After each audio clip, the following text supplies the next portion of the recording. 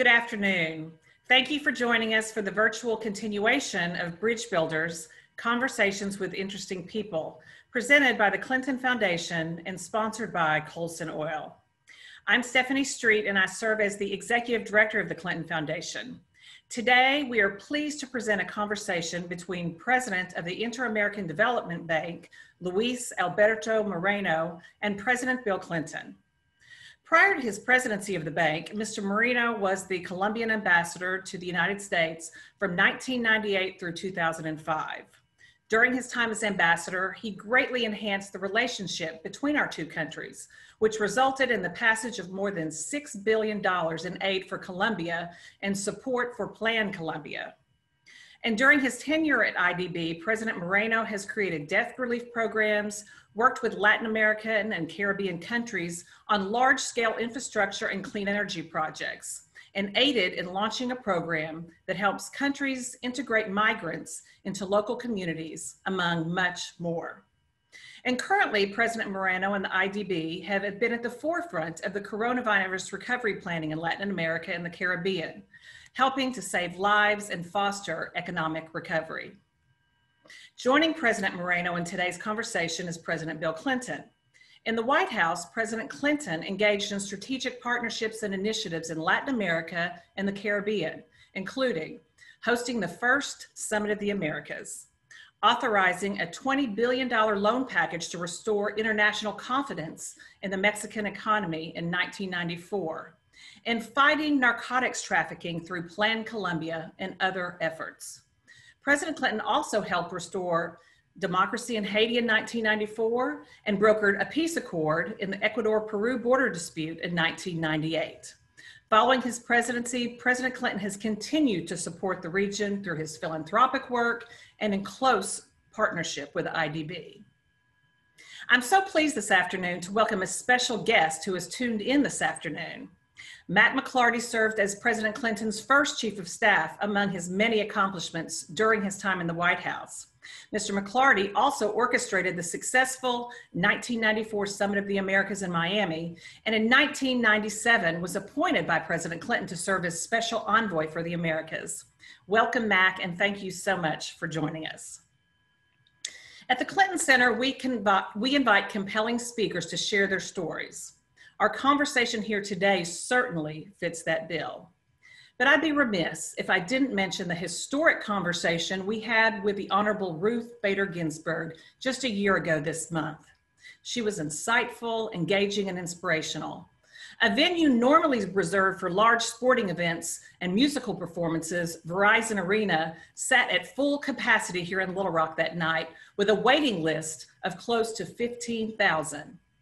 For those of us who were lucky enough to be in the audience, it was an experience we will never forget.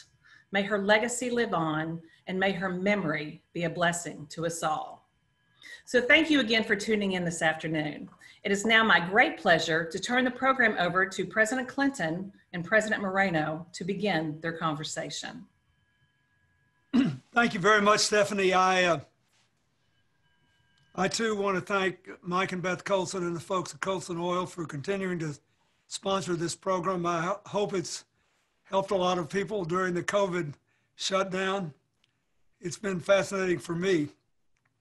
And I want to thank Mike McLarty for tuning in. You know, we've come a long way from the time we went to kindergarten together more than 65 years ago in Hope. And after his, I thought, very successful tenure as White House Chief of Staff, when we reversed trickle-down economics and put America on a path to the longest peacetime prosperity in our history, he developed a lot of business interest in Latin America. And so in 1997, I asked him to serve as special envoy to the America after we had put together the first Summit of the Americas back in 1994. For those, just a little background, it had been 30 years since Lyndon Johnson was president when all the leaders of Latin America had gathered with the United States and Canada to have a summit. And we decided to start it on a regular basis with a view toward creating eventually a free trade area of the Americas. And we've done it every 4 years now since 1994. But the first one in Miami was a very big deal. And as you pointed out, Mac was very instrumental in that. Luis Alberto Moreno, the president of the Inter-American Development Bank, was previously, as Stephanie said, ambassador to Colombia. And in that position, we became good friends, both because I was interested in Latin America, and he had supported a lot of my initiatives in restoring democracy in Haiti and having the Summit of the Americas. But because Colombia is the oldest democracy in the Americas, except for the United States, and when he took office as ambassador, about 1/3 of the country was in the hands of the narco traffickers. And we built this big bipartisan support for something called Plan Colombia, which was designed basically to give the land of Colombia back to the Colombians, to try to resolve the conflicts and to reduce coca production and increase other agricultural production and economic diversity. During this whole process, he did a terrific job. So I make full disclosure here on the front end. I consider him a close friend, and I think he's been an extraordinary public servant, both as Colombian ambassador and especially these last 15 years at the IDB, where he's about to finish his long tenure. And I thought it'd be a good idea today to sort of say where we've come from, where we are today, and where we should go, especially in the relationship of the United States to Latin America, and what the role of the Inter-American Development Bank can be in bridging some of the divides that still exist, economic, social, and political. So let's start with that. President Moreno, what do you remember about the first Summit of the Americas and what we all did and what happened as a result of it? Well, first of all, President Clinton, thank you very much for this invitation. It's always wonderful to see you. Of course, I miss not seeing you personally. And I also want to thank Mac McClarty for being in this conversation because, I met him when he was your envoy for the Americas. And believe me, there was no Latin American capital where they didn't know Mac and all the great work that he did. But back then, you had an idea that is the kinds of ideas that move the imagination of people, which was to say, why don't we have a whole trading area for the Americas? And, this is still a truth that I believe more than ever is real. I recently wrote an article, and I've been saying this for a number of months, that we should change this logic of just made in America to make it in the Americas. Because your inherent view at the time is equally true today. It was all about stopping immigration, creating job opportunities. People don't want to go out of their country if they can afford not to. They don't want to go to a country where they don't speak the language, where they disconnect from their family. And so the energy in the Summit of the Americas was an energy of unity, was an energy of treating each one equally and with respect. And, when you look back at the history of the US and Latin America, I remember Henry Clay, the senator who wanted, these were the years of Teddy Roosevelt, and he wanted to really make an impact in doing something in the Americas. This was a time, of course, of tremendous tension between the US and Europe. And the US had this vision that they wanted not to be part of any conflict. And unfortunately, he never made it to Panama where this meeting was. But he had this vision, which is not unlike much of what even today is true. And I think it's our responsibility to build on that. I think if anything, COVID has allowed us to rethink the world in so many different ways and to really look what looks impossible to make it possible, because otherwise, the generations that follow are going to be in such a tough time. And I think we owe it to them to try to recreate those dreams, because it's only when societies have big aspirations that somehow they manage to move together and do the kinds of things that you did as president, which was all about bringing people together, regardless of their religion or their views or their sexual inclinations. At the end, if people are brought together towards a goal, you can figure out the way forward. And so this is what I remember in that summit. And I remember, your great friend, Carlos Fuentes, this great Mexican writer, used to say that really South America began with the Mason-Dixon line. So you are truly a person of the South, as is Mark. And you have this way of understanding us and understanding our language, understanding our aspirations and our dreams. And this is really, President, what I remember of that moment.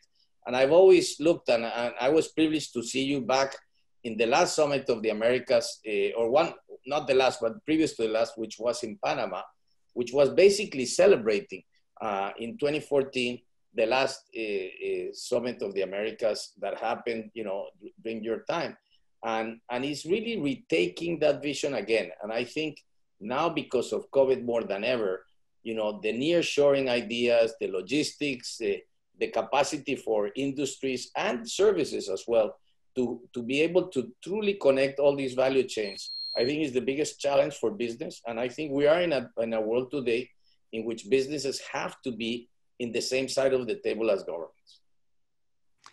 Thank you. Yeah, I remember, it's fashionable now when the whole world seems to be bent on breaking apart, to say that we were all naive globalists. But the truth is, if you remember, the message of the Summit of the Americas was, look, we're all going to be interdependent, but we don't know how this is going to work out. And if the world continues to grow together and cooperate, we need a base, a home base, and our home base should be the United States and its neighbors. And if it doesn't work out, then we need an insurance policy. And that home base could be an insurance policy from everybody from the tip of Tierra del Fuego near Antarctica all the way to the Arctic Circle in the north. And it looks more true than ever now. We need close, reliable supply chains of products and basic elements that can largely come from our neighbors. And so I think it'll get back into fashion pretty quickly here. Let me ask you something else. The other thing I've tried to focus on was helping our neighbors to become more self-sustaining, self-efficient. And that's why we got involved with Colombia, as I explained earlier. Talk a little about Plan Colombia, how it came up, what your role in it was, and what you think its successes were and its problems. Well, President, first of all, I mean, my country will never stop thanking you for your leadership in doing something so transformational for our country. I'll just begin with a headline. If you looked at the market cap of companies listed in the Colombian stock market when we began, and you look at it today, it's something like 30x. Something transformational happened. And that something was essentially because you gave the tools to the Colombian people to fight their way out of something that appeared impossible. Here we had, literally, every analyst was talking about Colombia as a failed state. We had this huge amount of drug money coming and feeding, at the time, the FARC and all the insurgent groups, be it cartels or be it the FARC at the time or the ELN. And essentially, this gave the tools not just to do the military piece, which was critical, but equally to do that with the hand of development side to side. And that was essentially the purpose of Plan Colombia. And I have to say, to me, it was one of the most fascinating times because I had to learn very quickly how your government operates and how the power of Congress, the power of the executive. And I was always reminded about your Declaration of Independence when I read it, of how it was essentially an indictment on King George, and essentially it showed how your framers wanted the system not to work if there was no consensus. And therefore, building a consensus around this was extremely difficult because there was a memory of the Central American wars, and there was a lot of people who made their careers on this. There were certainly big issues of human rights, which our government was really willing to tackle, but these things are difficult. And we had the whole question of the judge advocate, and all the pieces of building institutions. And as you and I learned in Haiti, and you've done around the world, the worst thing that you can have is weak institutions, because absent that, development simply doesn't happen. And little by little, the other aspect was that it gave people hope in ways they never had, because they figure the US must know something we don't. And if the US is willing to invest in this way in Colombia, we better do the same. And then President Pastrana, and then after him, President Uribe, understood that the Colombian people had to do their part. It was not enough to go to the American taxpayers and do the kind of support we were getting. It was equally true that the Colombian business people and those who had a bigger fortune had to make their effort. And they did just that. And that allowed the government to create a level of plus-up budget that basically began to strengthen both institutions of all kinds. And I think, when you look back at this, in my view, it's probably one of the most successful programs in a bipartisan way that Colombia and the US developed, where you can say everything you want. Things are never perfect, but this is one of the most transformational programs that you seldom find in foreign policy, as we know. Many times, you work through very difficult challenges, but somehow you don't see light at the end of the tunnel. Well, Colombia saw light at the end of the tunnel. Today, the FARC basically went through a peace process. It's imperfect. We still got a lot to do, because not just signing the peace, is allowing the peace, and that takes time. But Colombia is a very different country as a result of this, and it all started then. Just for the benefit of our people who are joining us, I want to say again, when we started, 1/3 of Colombia was essentially dominated by narco traffickers. And a lot of these groups that organized for political reasons had become essentially, they were running a protection racket for the drug operations. In 2005, at the beginning of your tenure, we had the 50th anniversary of the Inter-American Development Bank in Medellin, which was the capital of Narco Colombia. And it belonged to the Colombian people again. It was one of the most exhilarating experiences I've ever had.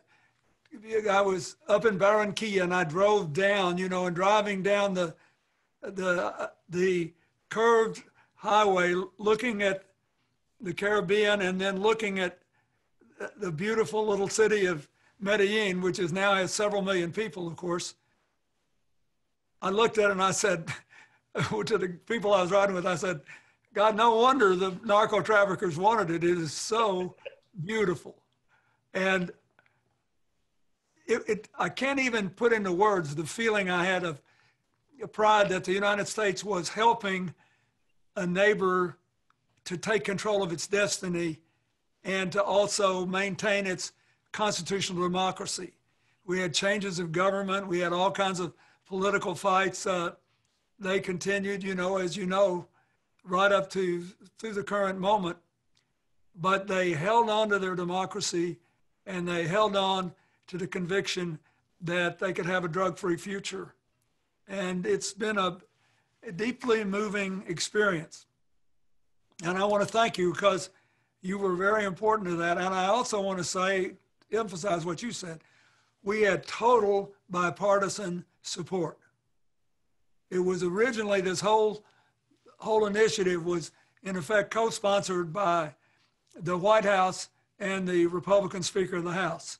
And we got a lot of allies in both parties.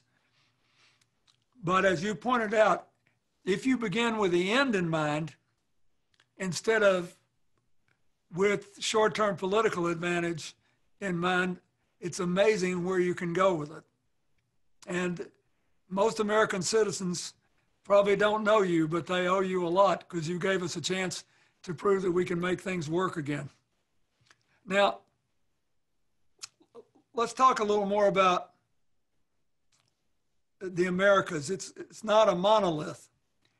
And you made a point about Colombia. When the government is committed, it's much more easy, it's much easier to have successes.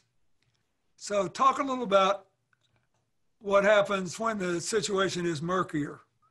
For example, you and I worked for years together before and after the earthquake in Haiti to try to help lift the poorest country in our hemisphere. And we had good years and bad years.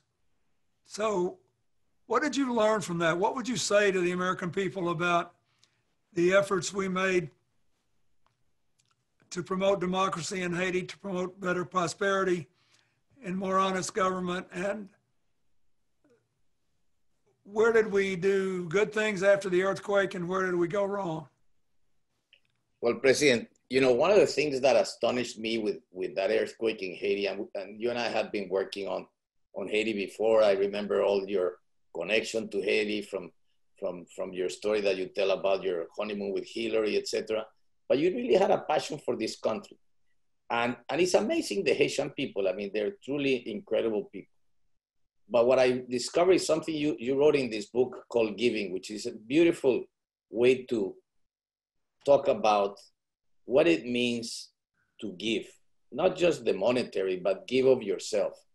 And what I saw was this, what you always find, and I find and so admirable of the United States, is the desire of people to do the right thing. And the numbers of people you were able to convene from schools all over the United States wanting to adopt schools. I mean, let's remember, when the earthquake happened, 70% of kids in Haiti were not going to school. You know, and not to mention the immense economic destruction that took place. And a country that really looks more like a you know, African country in our hemisphere, given its level of poverty, than anything close to it. So we, frankly, at the IDB did not know how to deal in countries like this, but we were sure ready to try. And your leadership helped a lot bring a lot of the business community, people who really wanted to invest in Haiti. I think at the end, you know, unfortunately, that, you know, when countries have such desperate situations, when people in the street see the garbage and that there's no light and that there is no clean water, all of a sudden they have nothing that holds them together to a country and to the notion of a state. So the politics becomes extremely divisive, and the lack of institutions where you could address things, I think, was our biggest challenge, because at the end of the day, you could rally all of this support, but nothing is more important than getting things actually done on the ground. And this is where we had to learn a lot of things. I remember you helped us on something, talking with you at the time with Mutar Kent.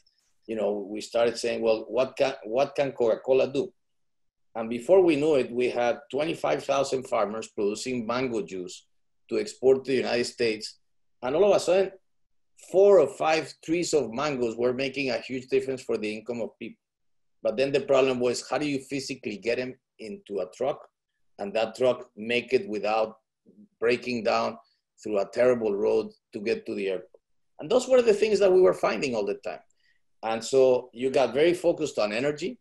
I remember we had this dam called Peligrí, which was generating 5 megawatts of power. Today is doing 30 megawatts of power. We put up all the electricity lines. We did things in housing. We did an amazing project when Secretary Clinton was, and with Cheryl Mills in the State Department, where essentially in a place where people were just plain old farmers planting sugarcane, all of a sudden, you know, within a year's time, there was a major industrial park, and these people were trained to produce textile and apparel. And you were able to get your Congress to allow, you know, tariff preference levels, to do a lot of things that made it very attractive to invest in Haiti. And the productivity of these workers, even the Koreans were shocked how good it was, just giving them the tools. So it is all about giving people opportunity on the one hand, but never losing sight of the tremendous need to demand of government to build the institutionality that you need to be able to have a foundation under which to grow. And that, in my view, is perhaps my biggest frustration, because the politics in Haiti, unfortunately, when you look back in history, I mean, here was a country that helped Simon Bolivar liberate my own country, Venezuela, and others, when he had no money. And he went to Port-au-Prince at the time and was able to get Haitian soldiers. And it was those Haitian soldiers that went back and were able to fight with the Spanish in Venezuela and all the way into Ecuador. So think about that, and think about all of a sudden how countries get destroyed, like we have, unfortunately, today, another situation which is horrible, which is Venezuela, a country you know very well. So this is what I think we learned in Haiti. I think we made a huge difference. Your focus helped bring a tremendous attention to the international community. We were able to, thanks to the generosity of our shareholders, put $2.2 billion, which we spread over a 10-year period, finishing this year, and actually do debt relief to the tune of close to $500 million. So it was a big deal from our side, from the IDB, but equally from all the major institutions, governments like the one of Canada, the European Union, of course, the US. And I think, unfortunately, the lack of progress in Haiti gets fatigue. And you know, as you get fatigue, it's much more difficult to get the kind of focus that we needed. But we still remain there.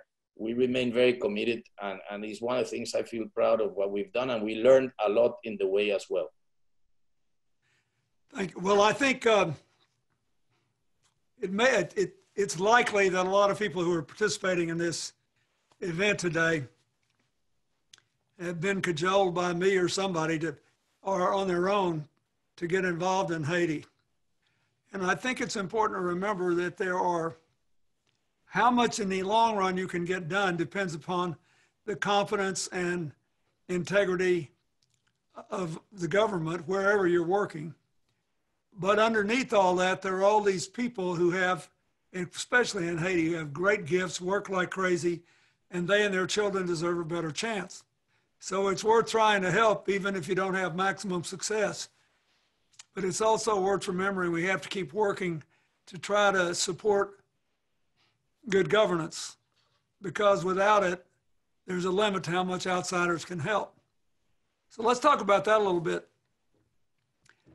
There was a period, I think, both before and immediately after the financial crash in 2008, when it appeared that Latin America might be the most successful region of the world in terms of combining stronger democracies and more economic growth and less conflict. Everything seemed to be going great. So talk a little bit about how you tried to respond at the bank to the financial crash in 2008 and why you think things sort of went sideways in Brazil, the continuing problems in Argentina, and what happened in Venezuela. Those are the three biggest countries. We could talk about others if you want to talk about Bolivia or Ecuador or whatever. A lot of good things happened down there, but these big countries got really going sideways, so that your country, Colombia, wound up looking like the star pupil in the class in South America. And we'll say this, the Central Americans, a lot of things got better there. They did do a lot of things there. And a lot of the other Caribbean countries, not Haiti, did much better. But talk about the big countries. What did you do after the crash? What worked? What didn't? Why did things go sideways in the big countries? I always try to think back at that time, President, because the one thing we must not forget is that prior to the financial crisis, especially countries in South America were enjoying a period of expansion like we've never seen in almost 100 years. And that was due to a combination of factors.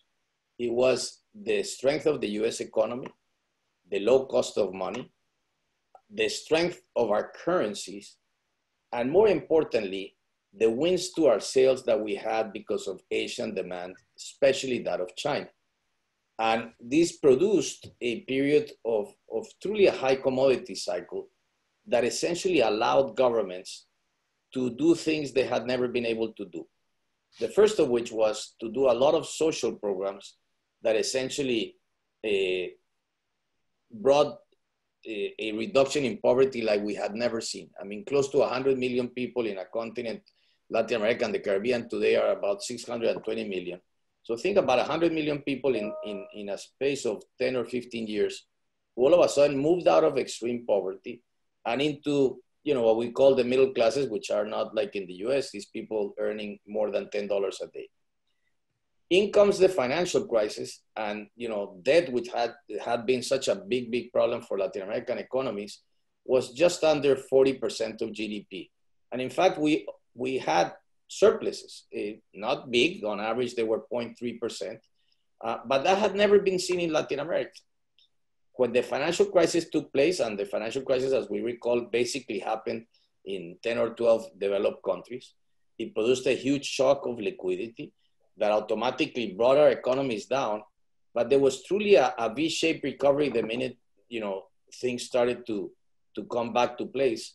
And it was truly emerging markets that helped bring out the developed markets from the severe recession they were in. But that in turn led to a process of huge expenditure expansion.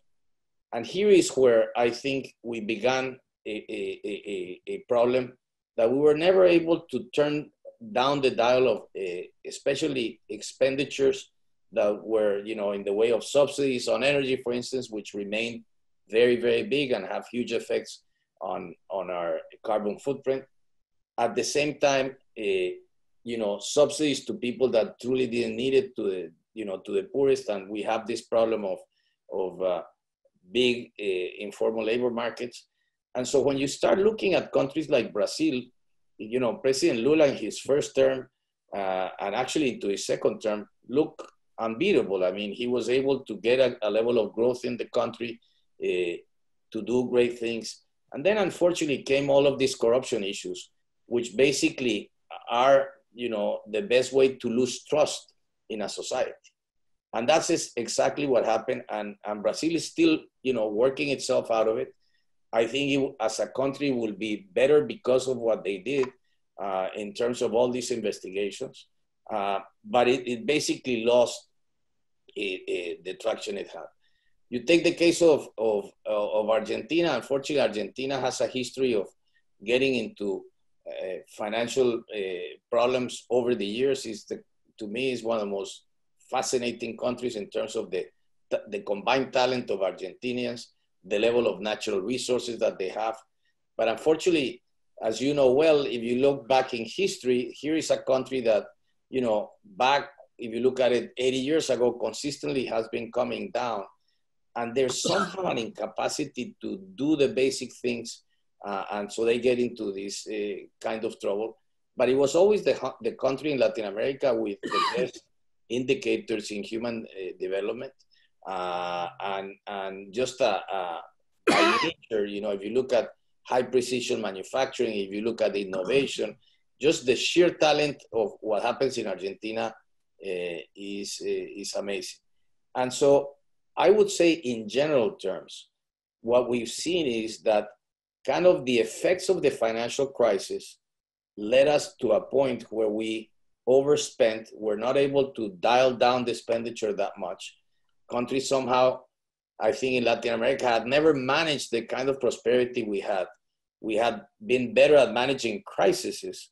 And as a result, we lost a lot of speed, you know, wind to our sails. And we had the lowest growth period in the last 5 years coming into the COVID crisis. So we were already in a very low growth trajectory. And that's been a challenge. Let me ask you a specific question, because I know you've done an enormous amount of work in the Americas trying to finance an energy transformation to cleaner energy, to more sustainable energy, to saving forests and reforestation. Brazil, beginning with the presidency of Fernando Enrique Cardozo when I was president, and then going through President Lula's 2 terms, and then in the beginning of Dilma's term until things started to go bad, there was a budding consensus for clean energy. They had a staggering amount of their cars were running on ethanol, highest percentage in the world by a long ways. And there was massive new efforts to try to contain rainforest destruction. In Lula's first term, they cut it by 75%. And then in this wild sort of populist world that led to, in America, the Trump presidency, people like Duterte in the Philippines, you had a president elected in Brazil who seemed bound and determined to make all this environmental stuff work and to basically plunder the Amazon rainforest in a way that will be devastating to Brazil in the long term. Why do you think it happened, and how can we correct it?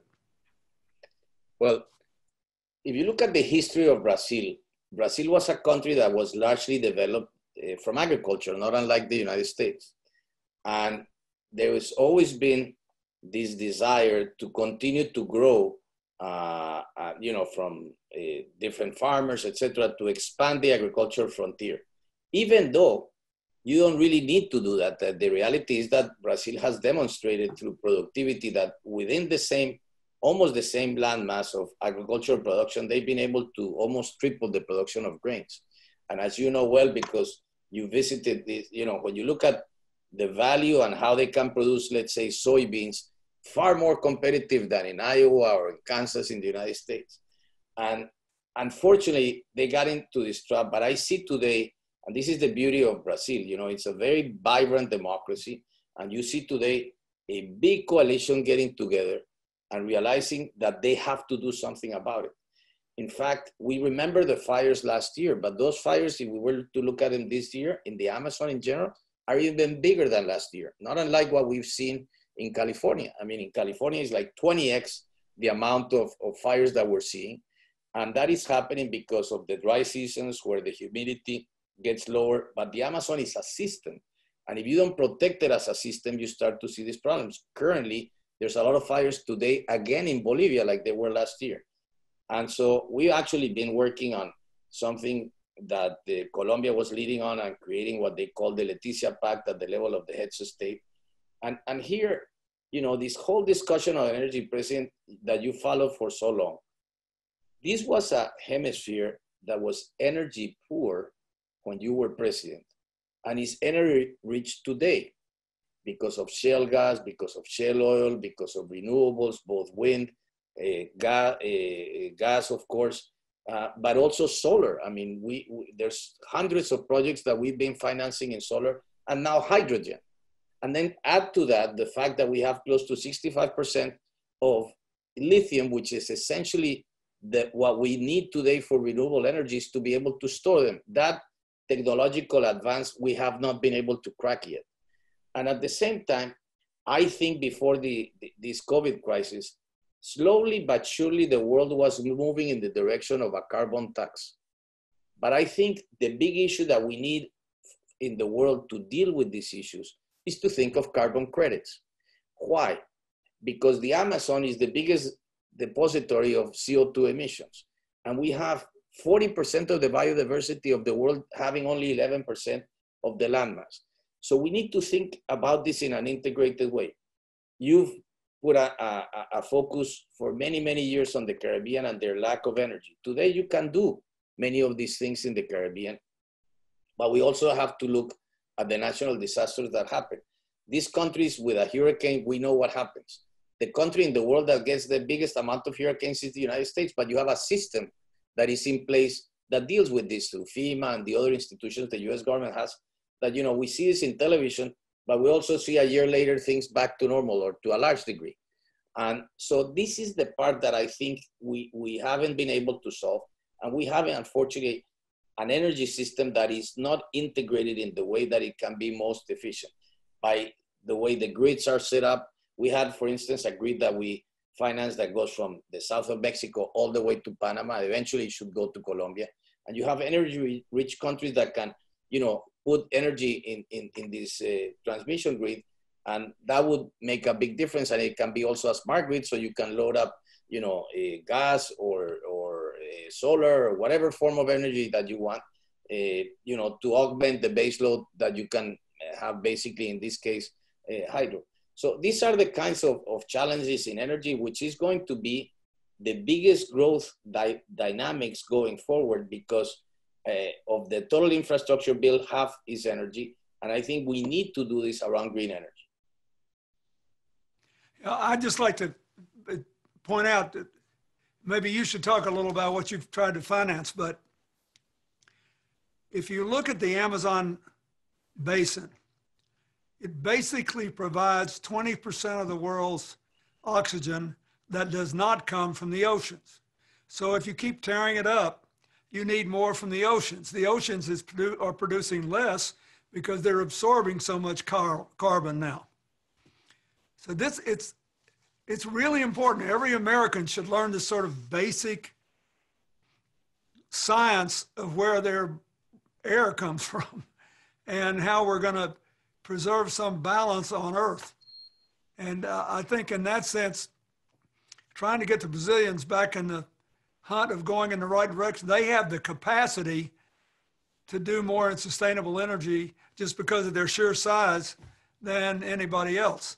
But I do think it's worth pointing out too, some things that you've been involved in financing is that there have been extraordinary gains in the well-governed countries in the Americans in clean energy. You look at Costa Rica is almost certainly the greenest energy country in the world.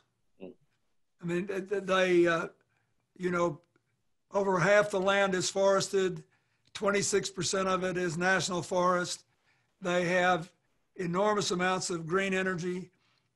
The coastal cities willfully raise their own taxes for water to support sustainable practices by farmers in the mountains, just to hold the country together. Panama is quickly trying to catch up. We think of Panama as the Panama Canal, and it's very vital to the world's commerce, but it's also a place that's really worked on improving its sustainable energy. So how did you change the bank's approach to energy in terms of where you lent money and what you did?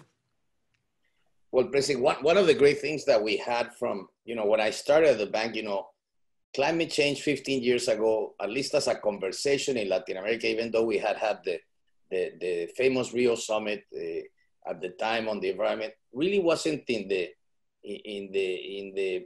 everyday operation of the bank. And we made initially a sustainable and climate change initiative. Then we mainstreamed it through the whole of the bank, regardless if we were lending to the private sector or to the public sector. We had a mandate that at least 30% of our lending had to be devoted to climate change.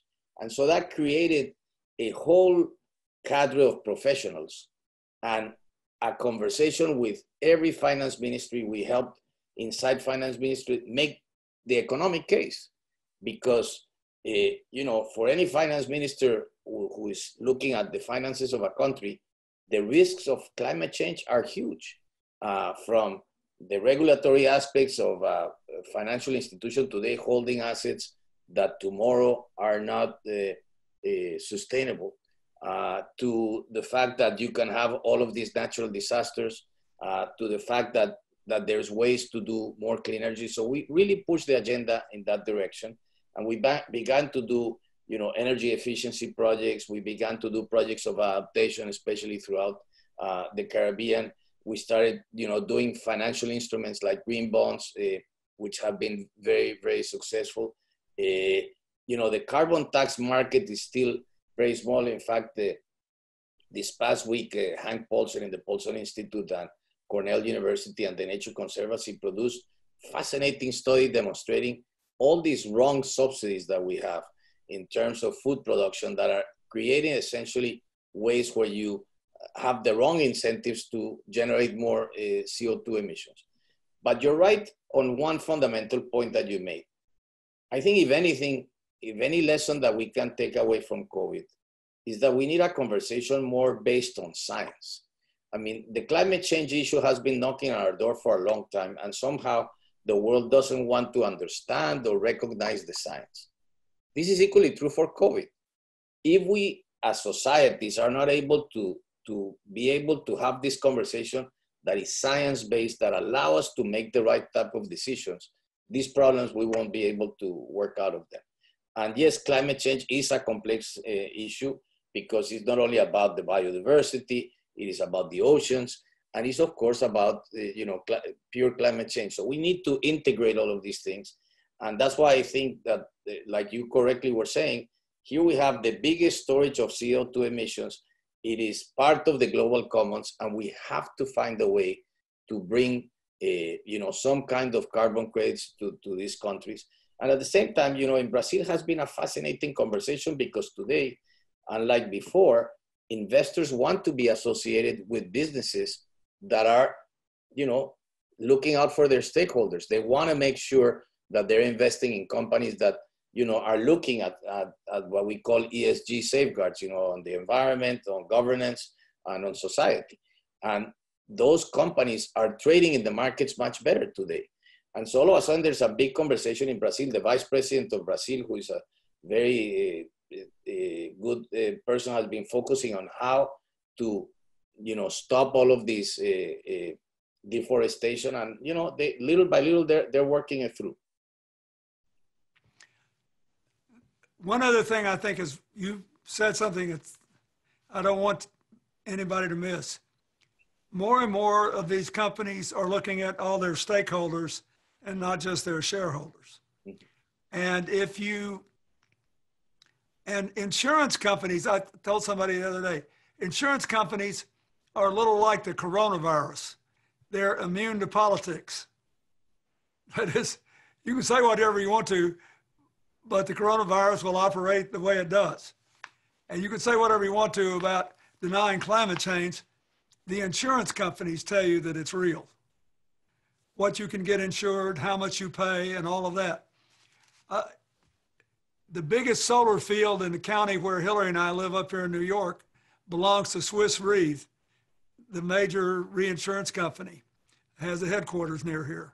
They've got a huge solar field because they want to do it. I believe that if you have a stakeholder-based society, it will reduce income inequality and increase the size of the middle class and reduce poverty. And that to be sustainable, that's much more important than just a one-time tax on wealthy people. I'm not against that. I did it in 1993, but it will only work if the money flows into a broader-based economic program. You agree with that? Totally, President. And as I was listening to you, I was reminded when you started CGI 15 years ago.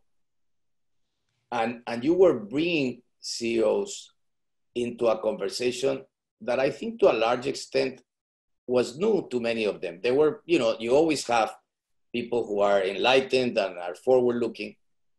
If you look at those conversations then and the conversations today, they're entirely different. I mean, you saw, earlier this year in Davos, there was all these commitments made by companies to do far more in terms of how they should behave as stakeholders. And I think today, people working in whatever kind of institution want that institution to stand up for their own values.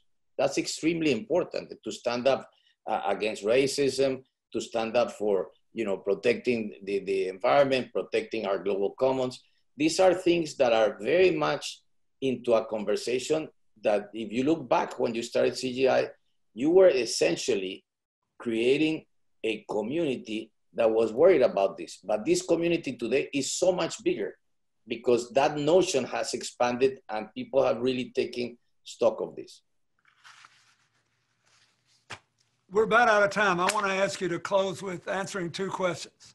Number one, as you look back on your 15 years, What are you most proud of? What do you think the most important thing you've done is? And number two, what do you say to all these young people in the United States and elsewhere who just think that these problems are overwhelming and nothing seems to be on the level and that they read about and learn about, and there's so much garbage floating around on the social media, it's impossible to know the truth anyway, so what difference do they make? What would you say about whether it's worth being involved and why it's worth it and how you can be on the level even if a lot of other things aren't? Well, that's a great question, President. You know, when I look back at my 15 years, you know, at the end of the day, the most important thing is having the most talented people that you can get. You're as good as the people are around you. And so I've been very lucky to have, and this is things that take a lot of time to get an A team. And an A team that is diverse, that there's, you know, women in key positions that wasn't the case before, in a very important way, over 42% of our staff, that they, you know, all the indications that have been done, you know, where women and men basically are earning the same, but we have the geographic diversity, we have, you know, all of those pieces that are so central to make an institution function. Then we were very successful in doubling the capital of the bank, in essentially going from having a private sector arm that used to lend about $200 million that we capitalized, and today, this year, will be lending $7 billion, that we were able to look at the many challenges that came before Latin America. Take the case of the digital revolution. I mean, I look back in history in Latin America, we missed the train of the Industrial Revolution. We cannot miss this digital revolution. And that meant not only doing a lot of things internally, but equally working with governments and embracing technology in ways that can be development, you know, have a huge impact on development. Equally, everything that we've done on climate change, the things we've done on gender, not only internally at the bank, but through our work in countries, what we've done in the private sector. And, you know, in dealing with countries like Haiti, that despite all of the challenges, I think we did something there that was important, and we can show where we made mistakes, but especially where the successes were. You know, getting ready for the day that there is a new day in Venezuela. We've done a lot of preparation for what needs to happen there, how to sequence it, doing things in Central America, especially in the Northern Triangle countries. So those are the things I feel very proud of. In terms of, you know, when I think about, you know, all of the young people, I think to myself, gosh, this COVID crisis is going to really be them, the younger generations, who are going to have to pay for this because of all this fiscal stimulus that we've seen, etc. And the biggest concern I have is, what are we learning? You know, if you look at Asia, they went through SARS and MERS, and it's those countries that were able to build up their sanitary systems in ways that you have a country like Vietnam with close to 50 million people with no more than 2,000 deaths. And they were able to very quickly react, to be able to have a science-based discussion, a discipline. We need to incorporate that in the rest of the world, because we've been learning by doing, and it's been very tough on all of us. Many countries have made mistakes. I hope that we learn from all of this in how that societies deal. Like you correctly said, you know, the COVID doesn't goes after everybody, if they're the left and the right, if they're rich, if they're poor. This is the kind of challenge that I think the world is going to see more of. And we're going to be in a world with much more volatility. And therefore, we have no choice but to do away with all of our, you know, abundance of information and get on with doing the kinds of solutions. And that means getting involved. There's no other way to do it. Thank you very much. It's been an honor working with you these last now more than 20 years. And I wish you well, and maybe we'll do some things together down the road. For sure, President. It always be my honor and my privilege, and thank you, on the contrary, for always being an inspiration. Thank you. Thank you, President. Thank you very Thanks, much. Stephanie. Thank you, President Clinton and President Moreno, for a fascinating conversation today. And as President Clinton said, President Moreno, we're so grateful to you for your years of service at the bank, but also for your incredible partnership over the last 15 years with the Clinton Foundation. I would like to say a special word of thanks again to our sponsors, Colson Welbeth and Mike Colson, and to my colleagues here at the Clinton Foundation, in particular, my colleague Greg Milne, for helping to set up this program today. And please tune in for our next Bridge Builders program, which we'll be hosting in October to celebrate Hispanic Heritage Month with Dr. Ellen Ochoa, who in 1993 became the first Latina to go into space when she flew on a 9-day mission aboard the shuttle Discovery. Additionally, she served as the director of NASA's Space Center in Houston, Texas from 2013 through May 2018. Should be a really interesting program. And you can also stay up to date with us at the Clinton Center with all of our programming by visiting clintonpresidentialcenter.org or following us on social media on Twitter, Facebook, and Instagram. So thank you, everybody, for joining us this afternoon, and have a wonderful rest of your day. Goodbye.